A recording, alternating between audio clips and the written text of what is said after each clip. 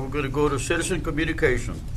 At this time, the public is invited to address the city council and speak on any matter not specifically listed for public hearing elsewhere in this agenda. Please note that the city council members may not respond to comments or deliberate on topics if they are not included on this agenda. Each citizen will be allowed 3 minutes to address council. Citizens wishing to speak should fill out a speaker request form located at the back of the city council chambers and delivered to the city secretary before the meeting begins. City council has adopted a policy consistent with the state law and prohibits defamation, intimidation, personal affronts, profanity, or threats of violence, shouting, unruly behaviors, and others similar behavior that impedes or disrupts the orderly conduct of meetings, such as distracting side conversations. See section 2-11 for further details. And we're going to go to Jason Morgan first. Jacob. I think his name's Jacob. Jacob Morgan. Don't worry about it, you're good. No, we're going to go to Yeah. Hi, Jacob Morgan, Rockport, Texas. I was going to start by thanking the police chief. I have another issue regarding that, but last time I had an issue, he was up front with me and we had an interview. It wasn't resolved and it never will be, but as a citizen, I'm not going to agree with the police every single time. That's understandable. I want to start off though by talking about Facebook. We have some Facebook drama going on. It's been blowing up recently, as I'm sure y'all are aware. I would like to remind everyone that 551 of the Attorney General protects criticism. Yes, I'm from out of town, but I can be anywhere in the state of Texas. I can go to Dallas, talk to the mayor about his teen affair with the city secretary. I can go to Fort Worth, talk about the treatment of Carolina being tasered for what she did. The state of Texas has no restrictions on criticism. Now, I want to talk about the homeless guy in the prison, Mr. Hector. It is my understanding that this has been looked into by Chief Jones and by Mr. Randy, who is law enforcement. I would like to point out that according to Texas Governor Code 351.014, treatment of insane people in prisons, we had him in a concrete pad. There was a regular wall, there was a concrete floor. This code states that our suicide patients must be in a padded room. If he was suicidal, we had him in the wrong room. There was a concrete floor, those were non-padded walls. Secondly, this man received cuts. I'm not getting into detail on those cuts, but that's an open wound in a prison. That is so nasty to think about. Staph infection rates are around 30% in Texas prisons. It's a nasty place to be with nasty people, unfortunately. And I could not imagine having an open cut wound and not having that treated. To me, that's insane. To Mr. Randy's credit, he doesn't know, like he stated in the last council meeting, he doesn't know why we didn't treat that guy. We should have treated him for his wounds. Unfortunately, however, as a member of council and as a mayor, you have to ask these tough questions. These men, they're fine men and women, but the police force is accountable to the mayor. We have seen this in Coffee City, Texas. We have seen this in Tennehaw, Texas. The mayor has control over the police. I'm not saying anyone's out of bounds, but that's it. Sorry. Thanks. Thank you. Okay, we're going to go to Robin Roberson Hall.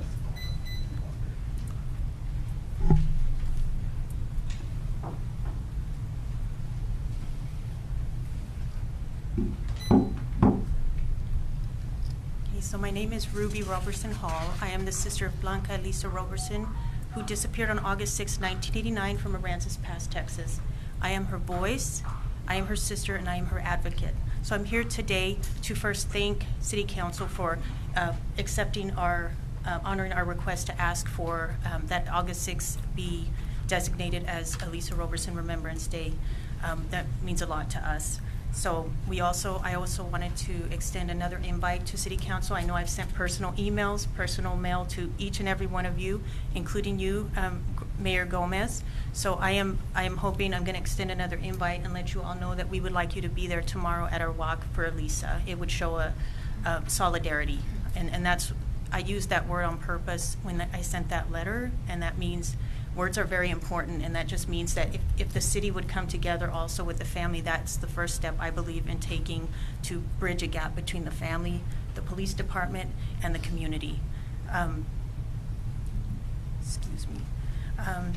Again, like I was talking about words, something that I did discover in the last year is that words are very powerful.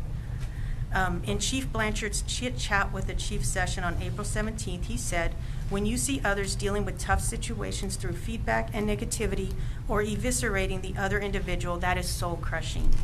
And I wish he was here so that I can tell him what soul-crushing looks like in my life and in my family's life. In 2016, Texas EquiSearch, under the supervision of Captain Kyle Rhodes, searched our childhood home based on an alleged tip that Elisa's remains were somewhere on our property and that she never left our home that day despite several eyewitness accounts that she left our home. News reports from the time used words like "break in the case" and "new leads in the case." Captain Rhodes in his September 2016 report to City Council stated that newer leads are being followed up on and soil samples were sent to a lab for testing. I was told by Captain Rhodes himself that they had found what they believed to be bone fragments and tissue and that they would be sending them to testing. It was so traumatic that my family vowed we would never step foot in this town, my hometown where my dad worked with Gulf King Shrimp as a shrimper for years. We vowed we'd never come back to this town. But we are here today for my sister Elisa because it's important. So we are here. My mom's here, my husband's here, my brother is landing as we speak. So we are here. We are more empowered now than we were before, and we will not be broken again. Recently, a tipster from a prominent foundation, the Cold Case Foundation, called and spoke with Captain Rhodes, who very bluntly told her that he knows where Elisa's remains are and that she is no longer missing, but that it is a matter of logistics. There is no misunderstanding in what is being implied here. And why is Captain Rhodes talking to people about the case when he has been instructed by the DA not to? So much more that needs to be said. Thank you. Thank you. Now we're going to go to Darlene Min.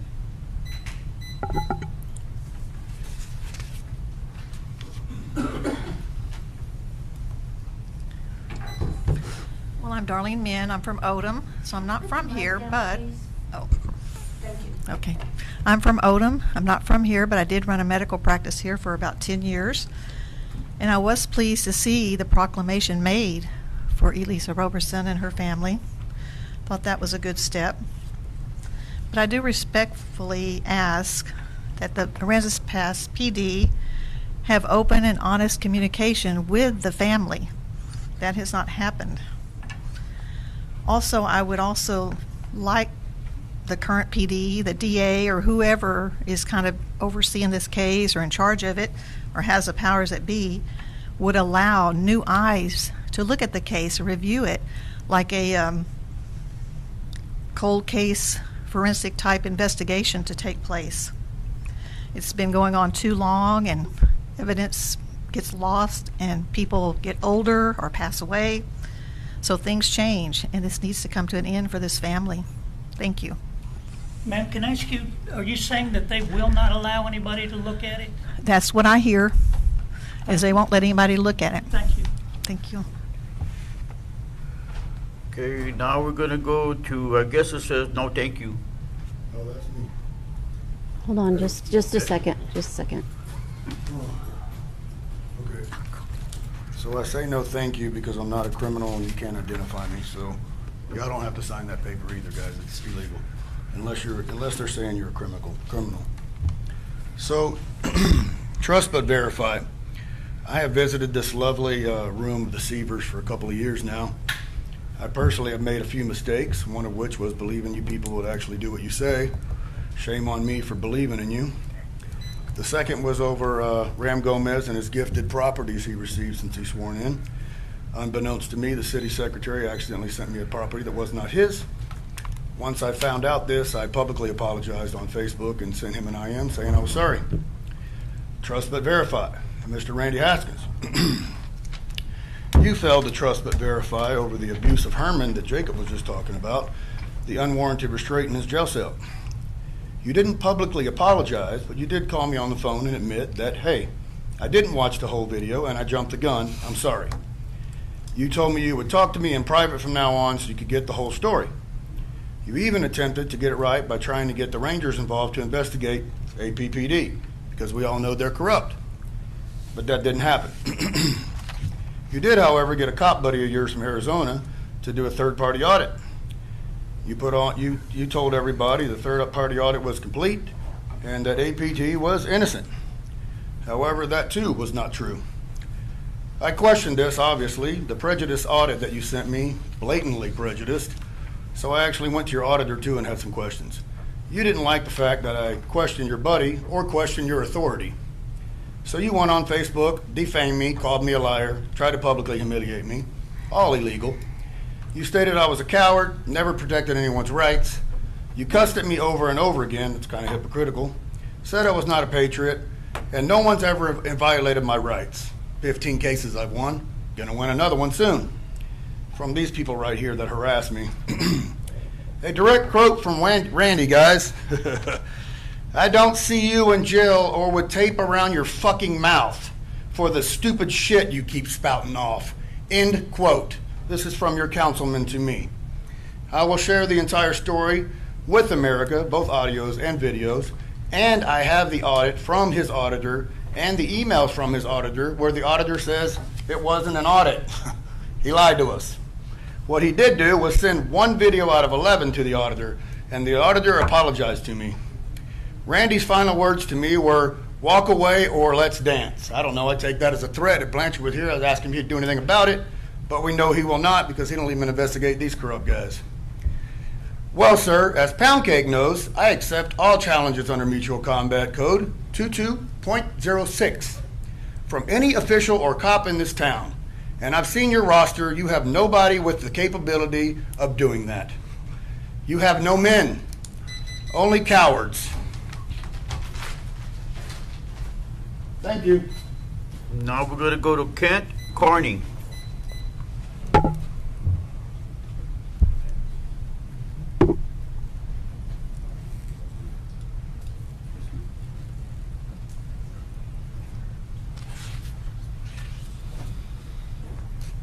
Good evening, I'm Kent Carney.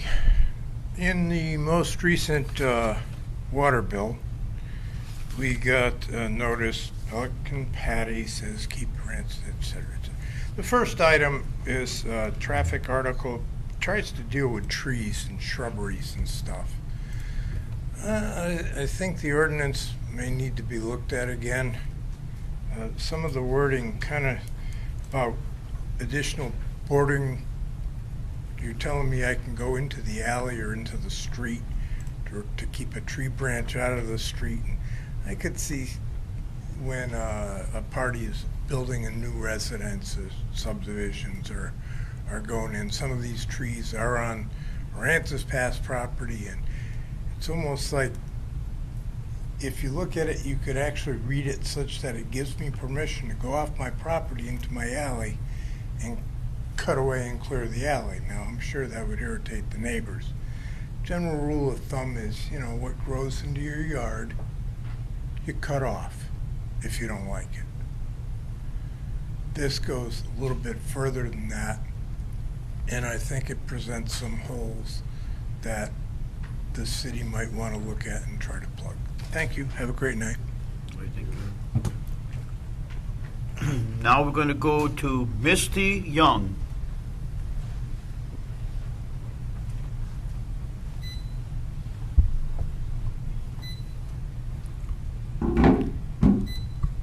I'd like to thank the Aransas Pass City Council for allowing me to speak on behalf of Alicia Roberson. Before Alicia was a missing person, she was my friend. We walked the old neighborhood all summer long. We listened to Bon Jovi on repeat. We went to church together twice a week and spent Friday nights hanging out at the Rialto watching the latest movies, or up at the Methodist Church at a Girl Scout dance. We were teenagers, and it was our first summer of freedom. We were having the time of our life until the day she disappeared. Elisa's disappearance, August 6, 1989, changed everything and has shaped the lives of her friends for 35 years. Her case remains unresolved in an open file cabinet in a back office collecting dust. In 2016, new searches were done of several local properties. The results of those searches have never been addressed publicly.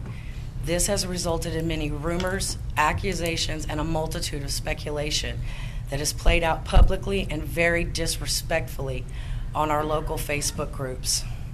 In 2018, during a meeting with Detective Kyle Rhodes, he assured me that he was very close to solving this case, but that Hurricane Harvey had delayed those efforts and that he hoped this case would be resolved soon.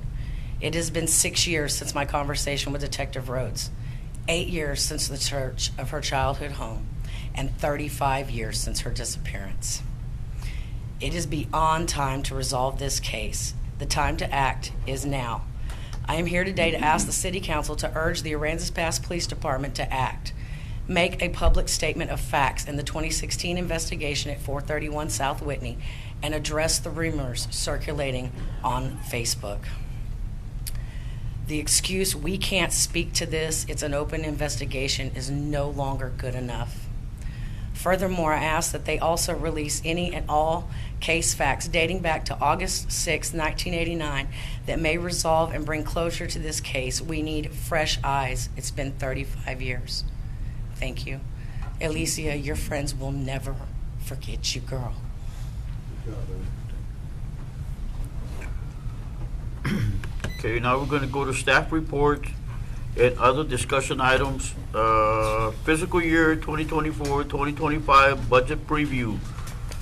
Gary and Sandra. Yes. I was on that list. I was on the list for citizen communication. Oh, I'm the first one. Jacob Morgan. no, Bill Bill Averback. I didn't get it. I signed up. Mayor, you're welcome to allow him to speak if you would like. I don't have it. I don't have it. Yes. You can, Come on up. Mayor, if you'd like to allow him to speak, Oh. you can do that. It's over there. Oh. Yeah, okay. My bad. Sorry, I didn't have it. Came early too. Okay, go ahead.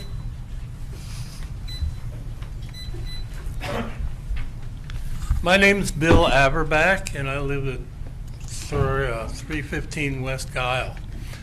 I'm here. I had a bunch of stuff to talk about, but I have 3 minutes, so I'm going to just talk about the thing that's most important right now to me, which is a community garden, which is not doing anything right now because we keep running into problems with micromanagement by the city.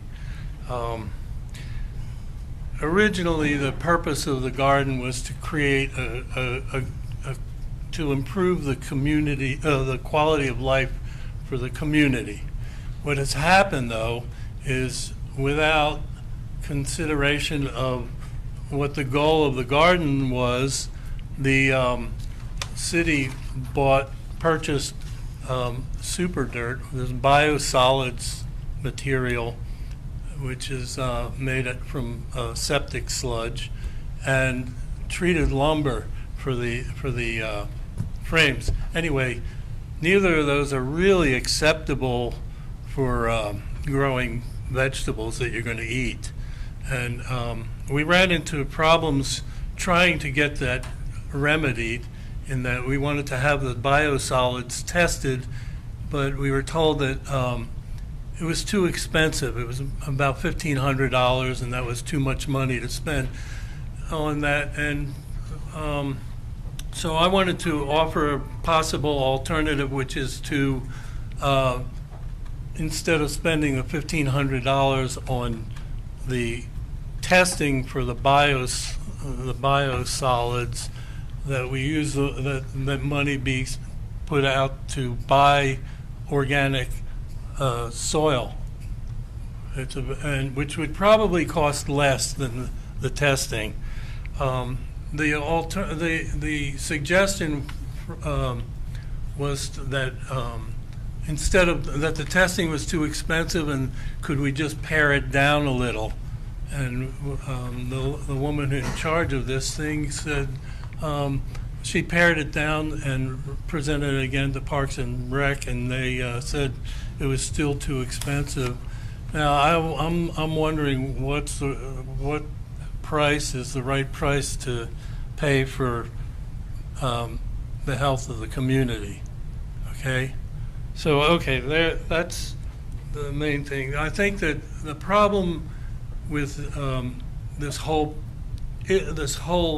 project is that it's not being managed by the community. It's being managed by staff, and they're not doing their job. I was told that the dirt was being tested. Okay. Thank you. And that's it. There's more, but thank you. Thank you.